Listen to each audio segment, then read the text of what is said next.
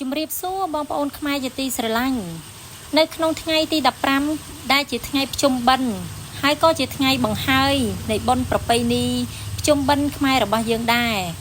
នៅក្នុងថ្ងៃនោះដែរនាងខ្ញុំនិងក្រុមគ្រួសារបាននាំយកបាយម្ហូបសម្លនិងទេយ្យទានផ្សេង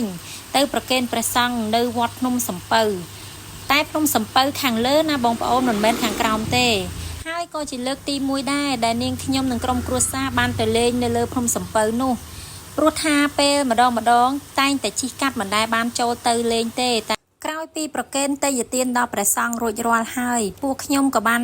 នាំគ្នាដើរលេងជុំវិញភ្នំសំពៅនោះដែរពេលមកដល់ទីកន្លែងមួយនេះក៏ចាប់អារម្មណ៍បន្តិចឃើញមានរូបយមរាជយមបាលដែលកាន់សៀវភៅកំណត់ត្រាទុកសម្រាប់មើលអ្នកដែលយកដីគេយកប្រពន្ធគេហើយនឹងរូបផ្សេងទៀតដូចជានិយាយដើមគេចានិយាយដើមគេហើយអ្នកកើតទៅជាប្រែតមានតាំងពីប្រែតពោះធំប្រែតស៊ីខ្ទុះស៊ីឈាមបងប្អូននេះត្រង់ចំណុចនេះប្រែតញីប្រែតឈ្មោលអញ្ចឹងហើយបងប្អូនមើលឲ្យទៅអញ្ចឹងរូបចម្លាក់មានស្រាប់ហើយអញ្ចឹងបើសិនជាបងប្អូនដែលគាត់មានគំនិតអាក្រក់សូមបងប្អូនមើលរូបភាពដែលខ្ញុំបានថតនៅទីនេះទុកហើយយើងអាចកែគំនិតរបស់យើងឲ្យល្អឡើងមកវិញហើយនេះអ្នកឡើងដើមរកាដែកហើយនោះខាងមន់អីបើនោះប្រែតមន់អាហ្នឹងគេហៅថាសត្វដេរឆានដែលកើតមកជាមន់ជាឆ្កែជាអីហ្នឹងណាអាហ្នឹងគេហៅថាសត្វដេរឆានបន្ទាប់មកទៀតនាងខ្ញុំក៏បានធ្វើដំណើរចុះបន្តមកទៀតចាដោយមានពូម្នាក់គាត់ជាអ្នកនាំផ្លូវថាមីអូននាំពូនាំទៅមើលល្អាងនៅខាងក្រោមគឺល្អាងគេហៅថាល្អាងក្បាលខ្មោចចាល្អាងក្បាលខ្មោចនៅពេលនោះនាងខ្ញុំរៀងចាប់អារម្មណ៍បន្តិចដែរព្រោះថាមិនដែលបានមកផងហើយក៏បានចុះទៅតាមពូចាពូគាត់បាននាំពួកខ្ញុំឲ្យចូលទៅមើលដល់ល្អាងខាងក្រោមនោះតែម្ដង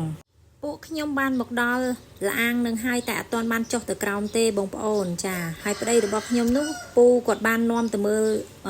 ចំហៀងខាងមួយនោះបងប្អូនខ្ញុំថតបានតែបន្តិចចាចំហៀងហ្នឹងគាត់ប្រាប់ថាម៉េចទេខ្ញុំអត់ចាំចាហើយក្រោយមកទៀតគាត់បាននាំពួកខ្ញុំនេះឲ្យចុះទៅដល់ក្រោមហ្នឹងជម្រៅនៅក្នុងល្អាងហ្នឹងរៀងជ្រៅដែរណាបងប្អូនជ្រៅដែរតាខ្ញុំចុះទៅរៀងយូរដែរហ្នឹងណានោះយើងមើលពីលើទៅថាចិត្តទេប៉ុន្តែយើងចុះទៅរៀងពីបៃតងចារៀងពីបៃតងហើយមើលទិដ្ឋភាពភ្នំគឺស្អាតមែនតែនបងប្អូនហើយនៅក្នុងល្អាងនេះបានថាមហាអច្ឆរិយៈមែនតែនសម្រាប់ខ្ញុំបងប្អូនព្រោះថាខ្ញុំមិនដែលបានមកទេនេះជាលើកទី1នៅក្នុងជីវិតរបស់ខ្ញុំហើយតាំងពីតូចរហូតដល់ខ្ញុំអាយុប៉ុណ្ណេះហើយខ្ញុំសប្បាយចិត្តមែនតែនដែលបានមកដល់ហើយខ្ញុំបានធ្វើបុណ្យធ្វើទានហើយចែករំលែកក្តីស្រឡាញ់ហើយខ្ញុំបានចុះមកដល់ក្នុងល្អាងភ្នំក្បាលខ្មោចនេះហើយក្នុងល្អាងភ្នំក្បាលខ្មោចនេះដែរពូក៏បានប្រាប់ថានៅជ្រុងខាងនេះនេះអាជ្រុងខាងគាត់ពងចង្អុលនេះនឹងហើយគឺជាកន្លែងដែលជំនាន់គេហៅថាជំនាន់ពលពតគេបានទម្លាក់មនុស្សនេះសម្រាប់នេះទម្លាក់ចូលមកក្នុងកន្លែងហ្នឹងអញ្ចឹងបានថាកន្លែងនេះក៏ជាទីសក្ការៈបូជាមួយដែរសម្រាប់បងប្អូនខ្មែរយើងដែលបានទៅលេងកុំភ្លេចចូលទៅលេងល្អាងភ្នំក្បាលខ្មោចនឹងផងណាបងប្អូនចាវីដេអូនេះដែរនាងខ្ញុំក៏អរគុណច្រើនដល់បងប្អូនខ្មែរយើងដែលបានចូលមើលវីដេអូរបស់នាងខ្ញុំកុំភ្លេចជួយ follow និងជួយ subscribe ផងណា